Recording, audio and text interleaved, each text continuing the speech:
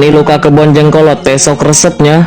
Aktivitas budak bujang sapopoe di lembur. Halo guys, poe ayeuna teh lumayan panas kasorenakeun. Mumpung cuaca bagus henteu hujan, berhubung urang ngulipok di imah wae jiga topo. Asa gabut di imah jadi urang milu we ka kebon. Mun cek kolot teh mah nutur-nutur buntut. Mun geus di kebon mah naon we nya kurang koreh. Ieu urang bari balajar saeutik saeutik. Karena emang lain petani jadi can tapis. Lanjut urang ngalah cau karena tangkalna urug ka bawa angin. Padahal cauna can asap bener jadinya apisan. Tapi lumayan oge sih sakieu mah. Terus urang neangan buah kanas sugan aya nu asak. Lumayan balear jeung di kebon mah. Di kebon mah kadaharan naon wae ge ngeunah pokona mah. Ieu urang menang hiji guys. Urang langsung pesek we. Kanas meuni lesang mun geus dipesek teh meuni sampe ngajlot. Geus dipesek teh meuni loba korongan kieu nya. Urang picinan heula korongna geus. Tah mantep geuning geus dibersihan mah tinggal ngumbah. Geus dikumbah mah tinggal hap we. Beuh mantep jasa pokona mah. Beungeut urang ge mending ngenyom-ngenyom. See you next vlog.